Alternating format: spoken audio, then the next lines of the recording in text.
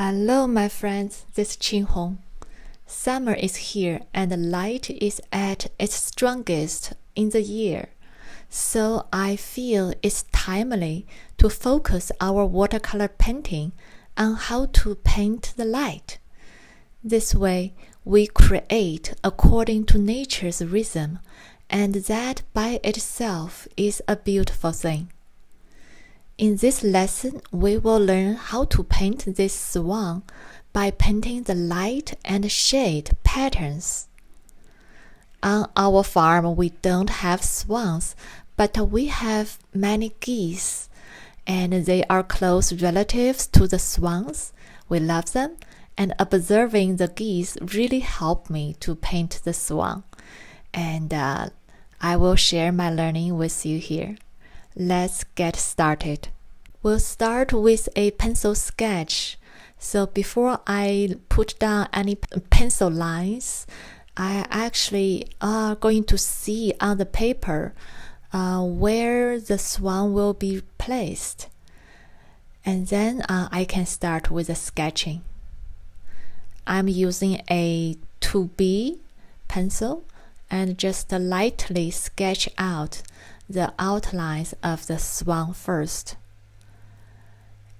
And as I go, I continue to measure and see if I got the proportion right.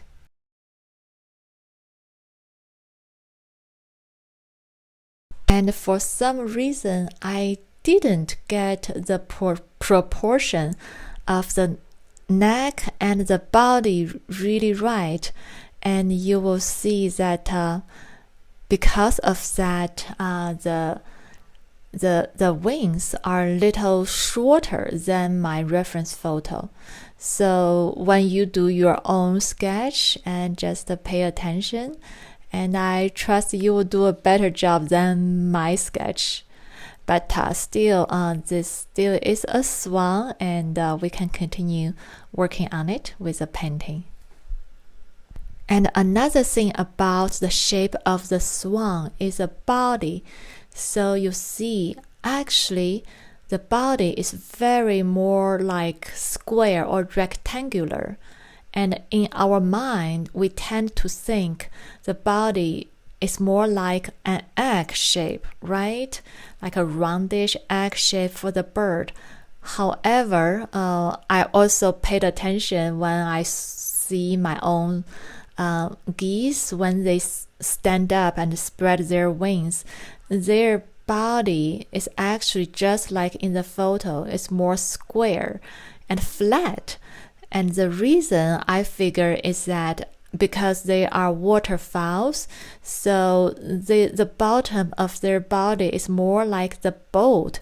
It's flat, so they can float easily on the water. So when you paint your swan or draw your swan later, and pay attention, and it's not an egg shape in this angle when you see the swan, but more of a flat, square, and rectangular kind of feeling to that.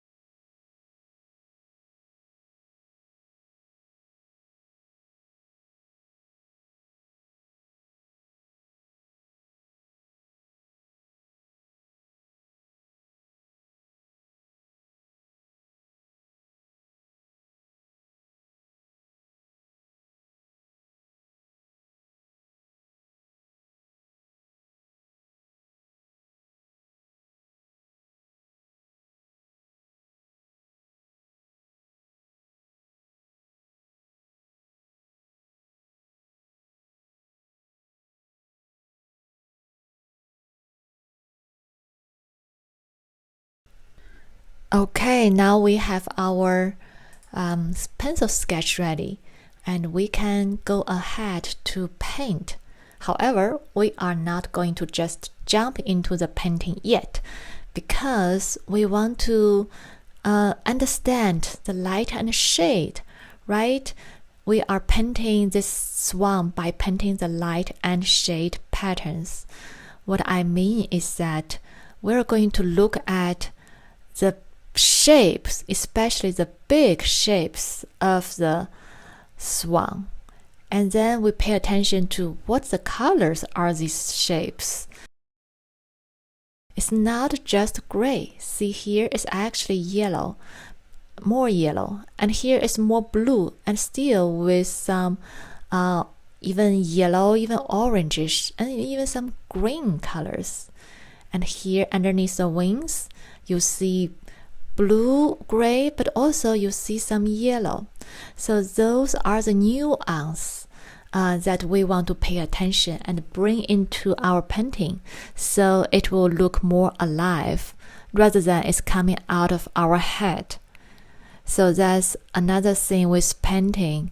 To paint is not to copy from our mind, from our, prejudged mind about what this thing is, but really pay attention to your reference, to real life. Okay, next I want to try out different shadow colors. Once we are familiar with the shadow colors, then we can paint our subjects with more confidence. So first, I want to try these warm shadow colors, and I laid down yellow ochre, and then dropped in Payne's gray. And this actually looks very close to our photo, right?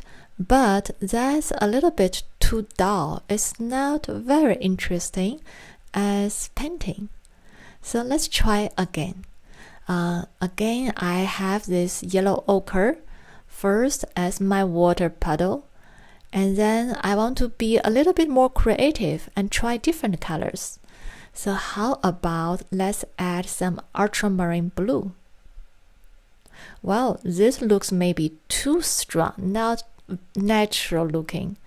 Then let's keep trying. So I added a little bit Payne's grain to dull it, so it looks more natural. Okay, how about adding some violet? I really like this color combination. It seems both natural and interesting than just the Payne's gray.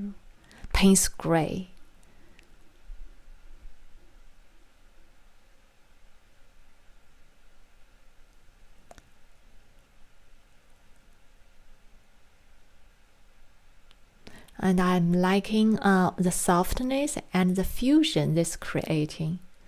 I'm pretty happy with this shadow color. Okay, now how about let's start with a cold water base to try out this bluish kind of color as a shadow. And adding some ultramarine blue, and that feels too strong again. So dull it down with some Payne's gray. And also, how about adding some Prussian blue? Prussian blue is a natural occurring colors in the natural world. So I really like how that feels. How about adding some green? I do see some green on the swan, and that's part of the reflection from the green water. And that looks nice. So, and I can't help but adding more of the violet. And now try to add some yellow. And that feels a little bit too much. It's clashing with the violet. Now let's try to add some raw sienna. And that actually looks pretty nice. Yeah, I like that one. Now try some burnt sienna. Whoa, that may be too much as well. So I'm using water to dilute and kind of erase that strong burnt sienna. Okay, so that is my experiment with starting with blue and adding more of the yellow color. And now I have a better idea on how to go about the shadow colors. And I really like the second one. And the first one is just too dull.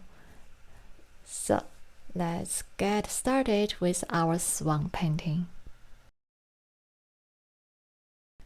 Oh, and one more tip before we go is to paint small when you are a beginner or you are beginning to learn something new.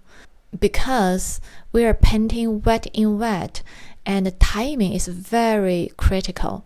And if we paint too big, the things could get dried out before we could do the next thing if we paint too big. So let me show you this example. I did this. I'm learning a new technique to paint this portrait entirely wet in wet. So I decided to paint in a smaller size, just like this swan painting. And the whole process becomes a lot easier for me to grasp. And I felt more confident and had a wonderful learning experience along with the result. So paint small as you begin.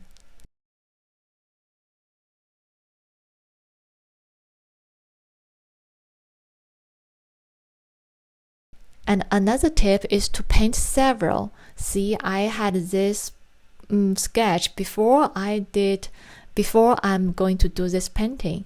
So it's about this mindset. Let's have a learning mindset rather than focused on the result. So we'll paint small, paint several, and just enjoy the process. Now we have prepared our mind and our colors. We can go ahead and try on this swan. And I'm going to paint each shadow area one by one. And for the first one, I start with the neck area, and I use a yellow ochre to get my shadow water puddle first.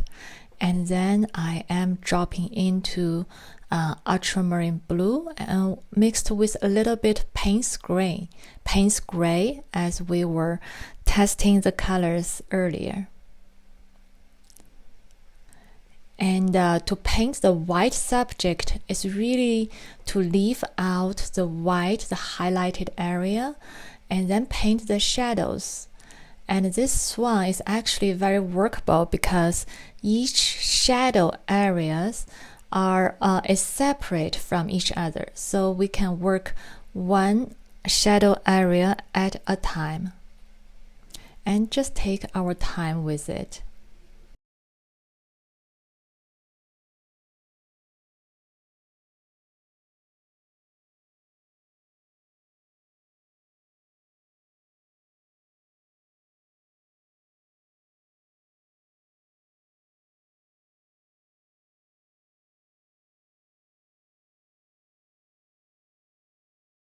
And as I'm painting the shadow areas, I'm also taking care about the edge of this shadow area, because if you see the reference photo, the edge of the shadow area is actually often very soft. So as I put down this shadow on the neck, I also use clear water and soften the side, the edge where I see is soft. And next, I'm going to paint the beak and the eye area. So I use a orange color for the beak.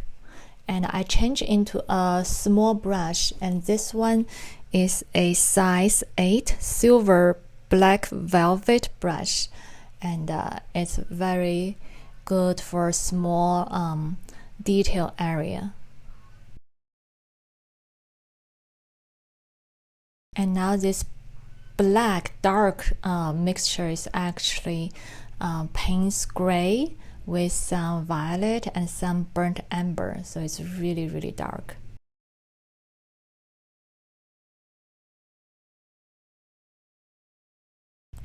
And as I did this, the black kind of come into the orange area a little bit too much than I wanted. So I'm just going to wait it to dry and then see to put on more orange later. So when you are doing this, just make sure you have just a little water on your brush when you put down this darkness so it can stay in one place better.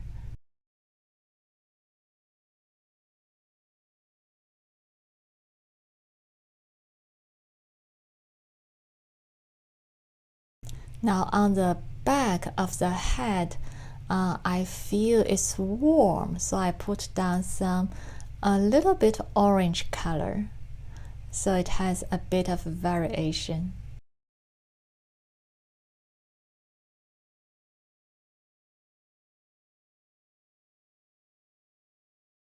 And here I noticed it's actually really bright where it's on top of the neck, the shadow area, but my colors kind of got in there, so I used a dry brush to try to lift some colors. Okay, and I noticed my color is drying lighter than what I see on the reference photo, but for the first wash, this is fine, we can come back later. So I go ahead and started with the big belly area, and I wet the area with water so it has a soft fusion of colors. And this will be a primarily bluish shadow. So I started with some ultramarine blue with a little bit Payne's gray, and also dropped in some violet like we did in the experiment. I really like that color combination. And where I see there's some warmth, I put in some yellow ochre as well.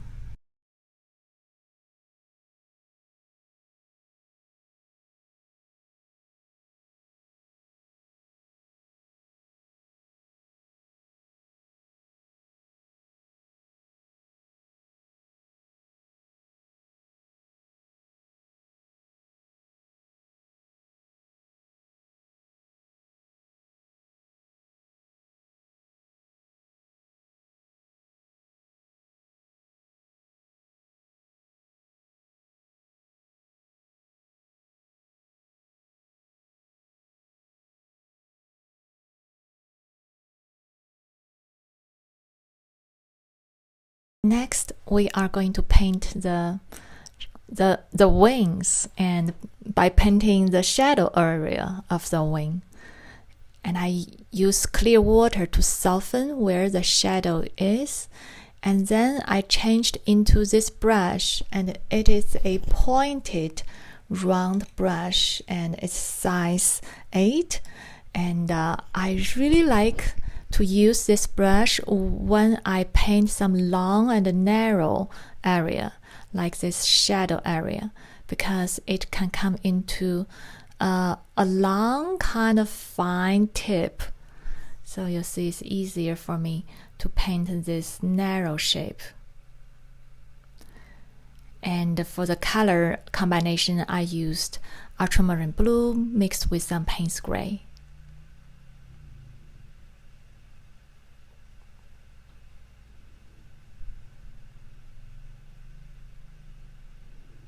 And I soften the edges as I go, so there's this natural fusion of color in the shadows.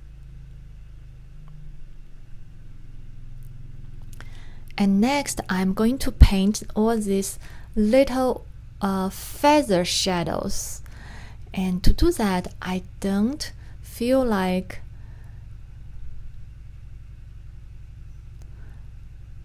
so as I'm painting the wings, I also pay attention to the other area of what I just painted, and I noticed that my belly area could use more of darkness, so I just dropped that darkness in there. And next, I'm going to paint this wing. It's actually the feathers on these wings, and I don't want to paint each feather one by one because that's going to look really rigid, and I want to make it feel more natural. So I use this dry brush technique. I use the side of the brush to glide onto the paper quickly, so it gets this really lovely effect. And you can see it looks really loose, and still you can have some structure in there. And I really like how this turns out.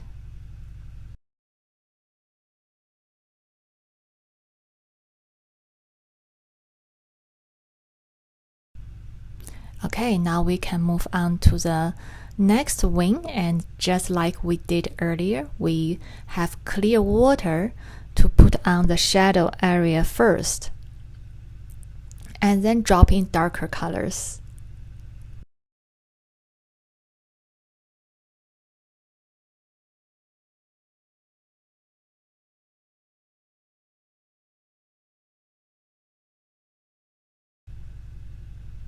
And still using a mixture of ultramarine blue and Payne's gray.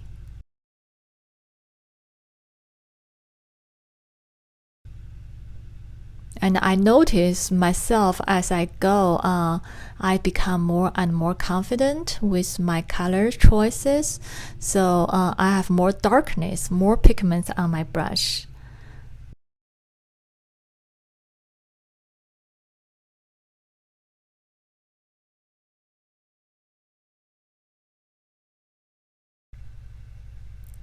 And here I'm using the tip of my brush and quickly glide. It's again changed into kind of this dry brush technique, quickly glide, and to get all that wing effect in. And where I see there's more of yellowish, I bring in more of yellow ochre to get that warmth.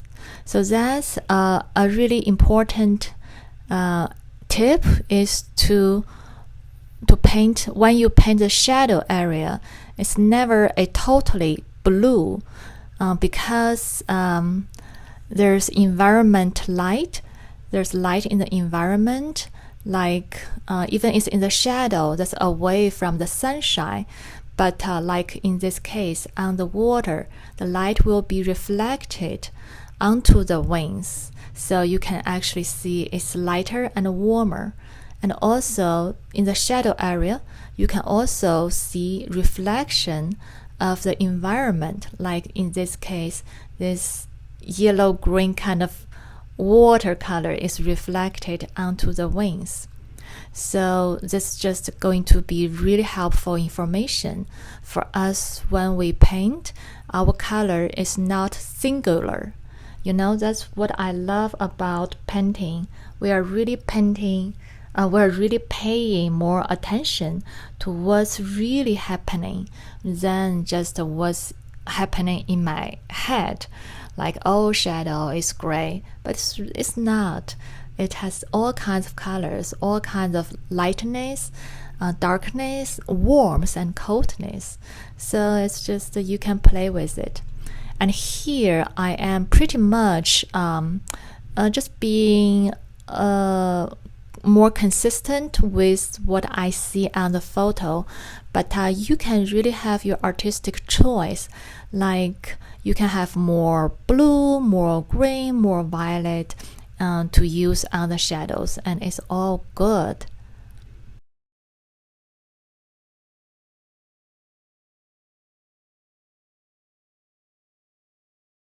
Okay, now I am going to come in to paint the water. So the water looks complex, right? With all this glittering and the what do you call it? All the water waves, but we can simplify it. So I use clear water to wet the area, but skip some area to leave some white area, and then that will be like the reflections and waves. And here I use a mixture, is green apatite genuine, from Daniel Smith and mixed again with some Payne's gray to get this consistency, this harmony of colors with my Swan.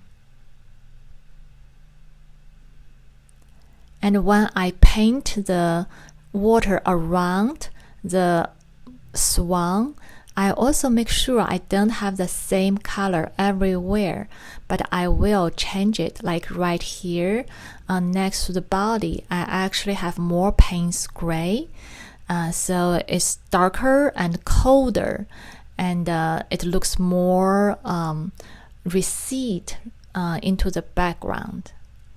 What we put in as colder colors actually gives the impression that it's further away in distance.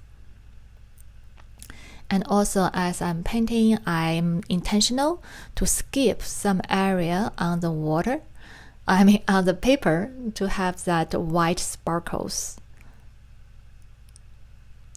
And here is some negative painting to carve out the shape of the wing feathers.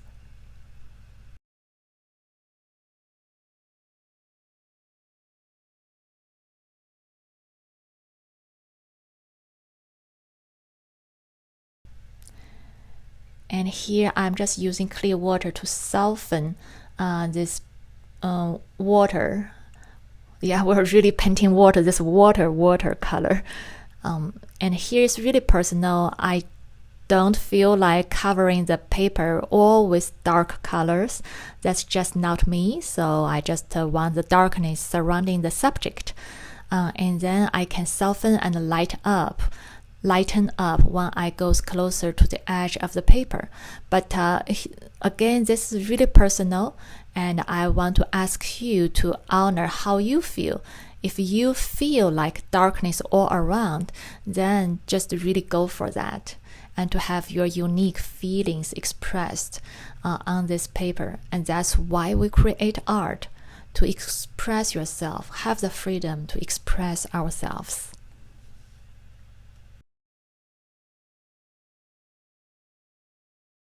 Now I drop in more darker colors with Payne's gray to make the foreground object stand out even more. So there's more of the contrast between the foreground subject and the background color.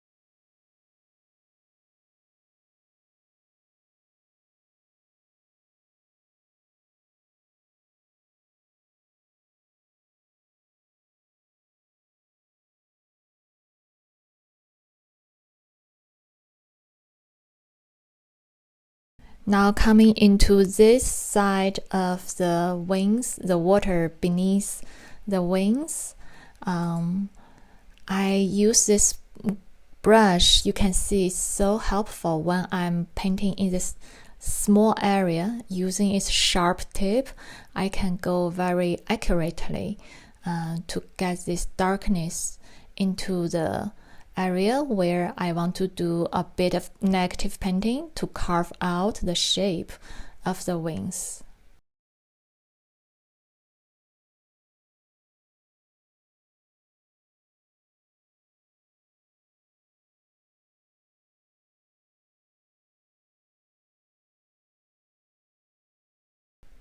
And here, when I notice the wings looks like more cut out, I'm actually going to soften.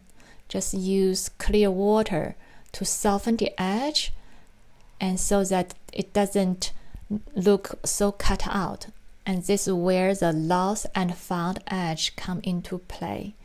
We use water to soften the edge, to lose that edge.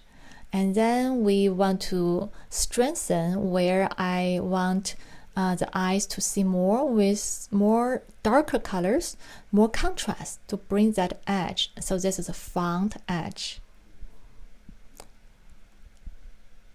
And when we engage the lost and found edges together, we can really create something with motion. Like when we paint this swan that's spreading these wings, and we know this is just momentarily, and the next moment her wings or his wings are coming down, right? So if we have this cut out kind of edges, it looks stiff, but when we lose some edges, it will feel more motion.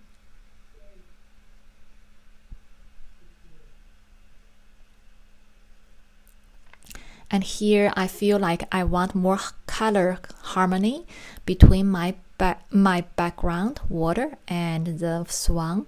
So I drop in a little bit more of ultramarine gray, ultramarine blue, to bring in that color into my water. So there's more of the harmony and connection between the background and the foreground.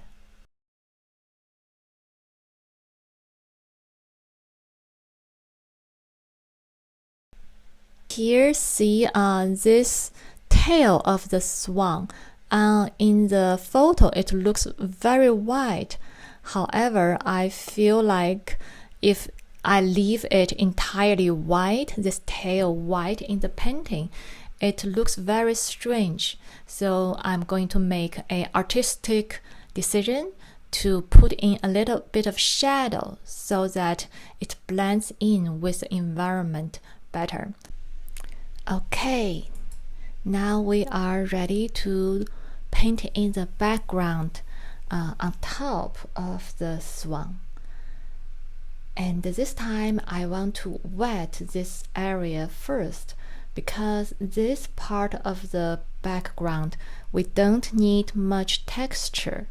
So because it's kind of further back, unlike the one the water in the front, there's more texture to it. So this one on the back, we'll just wet the area first, so that when we put in the colors, it will just have a much smoother texture. And I use a bigger brush to cover, so that I can cover the area faster.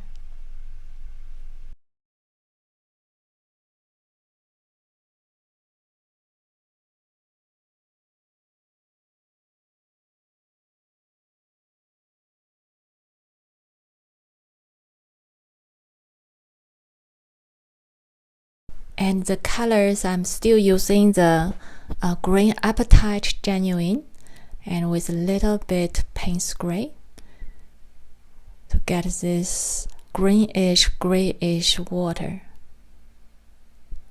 And I'm still using this pointed round brush.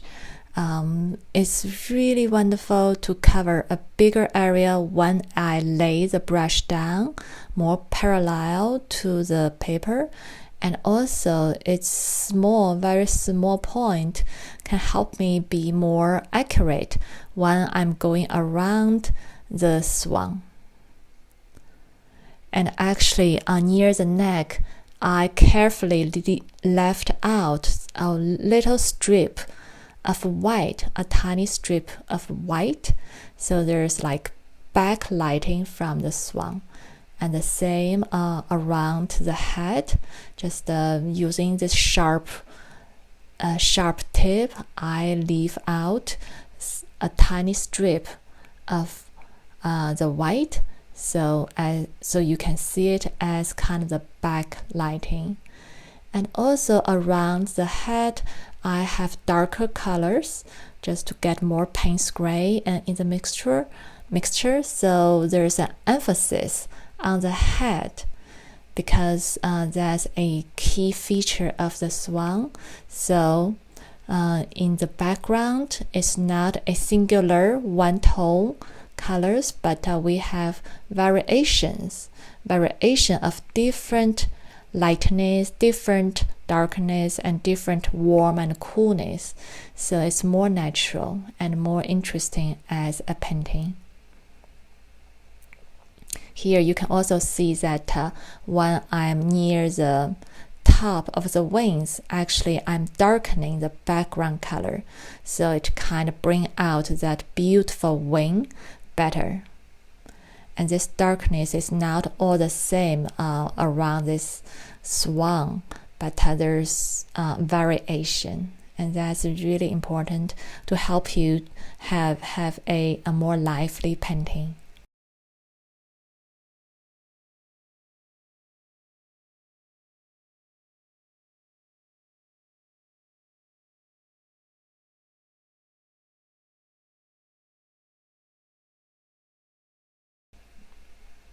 So now I have this background in, and I can now look at my whole swan again, my foreground subject, and evaluate the value and color and see what I want to do differently. And now I see that the shadow underneath the head needs more strength, so I just come in with a little bit of more shadow color and strengthen that part.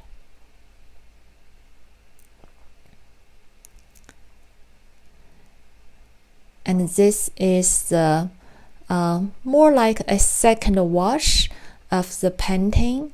See, we have the first wash in, and to try to hit the right tonal value, the right tone, the right colors in the first run. But we don't always hit it because it's watercolor. It could dry lighter, right? So we have the opportunity to come in a second time. So this is my second round. Now coming onto the belly area, and I do like this beautiful fusion of bluish and violet color.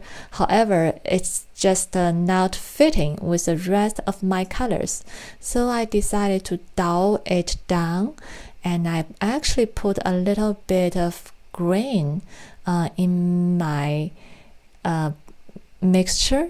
So a little bit of the green apatite genuine in the water color, and some Payne's gray, and a little bit blue to glaze on top of the belly. So see, now it looks much more unified and in harmony with the water and with the rest of the body. And similar things I'm doing from the wings. It looks too ultramarine blue, so I'm putting in more of the gray and blue, greenish gray tone, and so it's more harmonious. And this is also the time for me to bring out more of details. So like for the wings, I like to have a little bit more definition according to my reference photo. So there is this darkness of each feather, so I'm adding that on. But I'm also not adding that darkness, that contrast everywhere, even though I can see that in the photo, but I'm not adding a evenly an even contrast to every single feather, because this is again a photo we're looking at and not a real, well, it is a real moment, but this is the fleeting moment. So, and in our painting, we're trying to create a lively moment, and this moment is fleeting. So if we have every single detail cut out, then it looks again frozen in moment. But I want this swan to feel like it's flying, not frozen in time. So that is why I'm very selective on adding this texture, this final detail, just here and there, but not everywhere. And I do want to make a class or a lesson especially contributed to this. How do we create more liveliness, and where do we want to put details? So there is a thought process to it.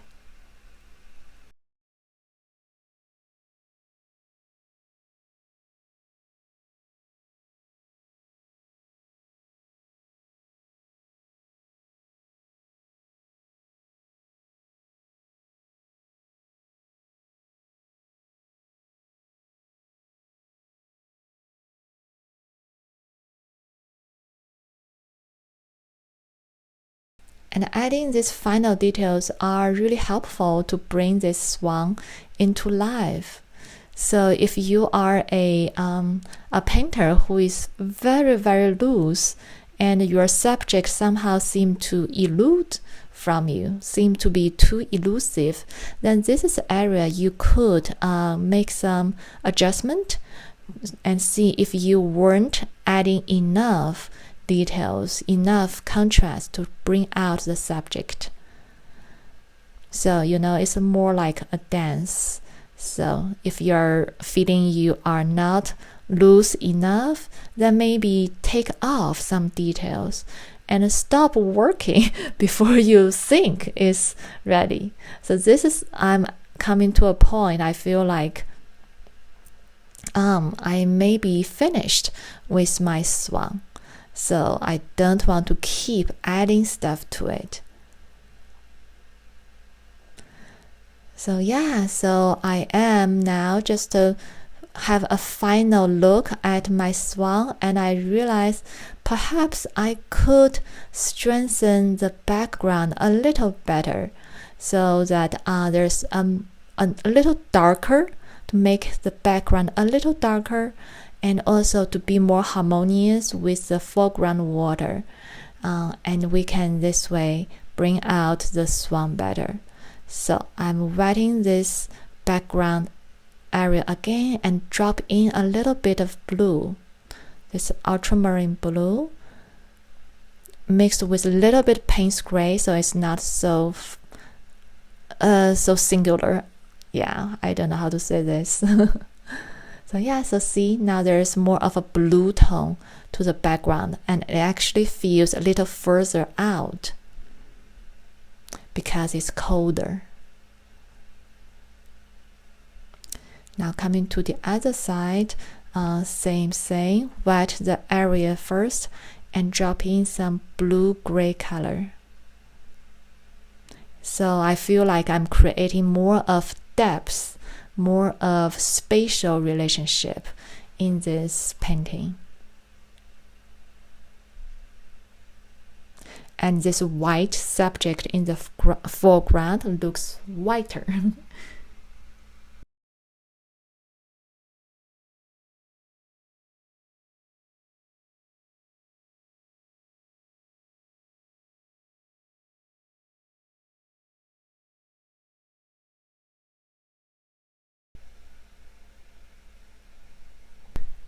Okay, now I'm looking at this painting and I'm pretty satisfied with it. I see that I especially like that there is a motion to this, and this swan really looks like that it's splashing its wings out of water, and the water is splashing around. I really feel that. So I'm really happy with that kind of effect. And then looking at it again, now I'm trying to not look at my reference photo anymore, because my photo is different from my painting right now. This painting now has a life of its own, so I'm leaving this reference photo out of my sight, but focus on the painting and see what do I really need. And I decided that I wanted to just giving a little bit more of emphasis to the head area and see if that works better. So I'm changing to this little brush and carefully put in more of darker greenish color, and that's a mixture with green apatite, genuine, and Payne's gray. And then see if I could bring out the head a little better.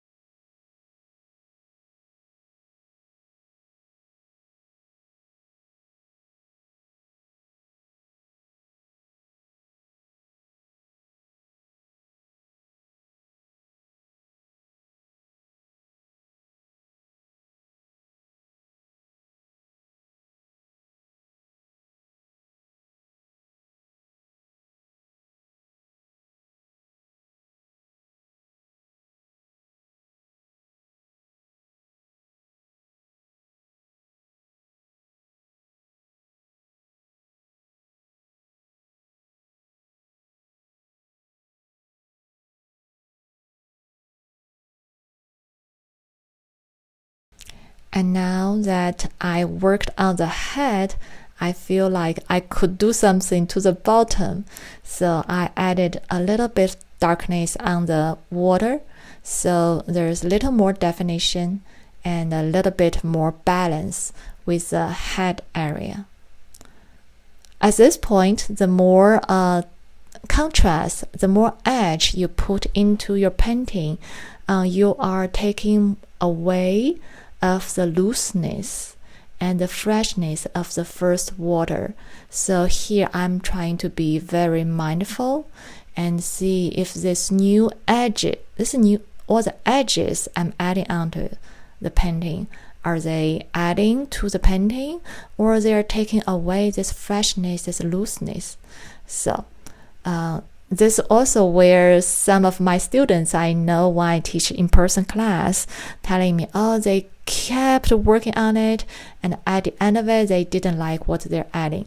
So, and this seems to be common for humans, that we can't put our brush down. We seem to think that the more we add to it, we may make it better. But a lot of times that's not true. Maybe less is more. Alright, so this is a swan painting, and we really are learning quite a bit in it. And I hope you enjoy the lesson, and I want to see what you paint. See you next time.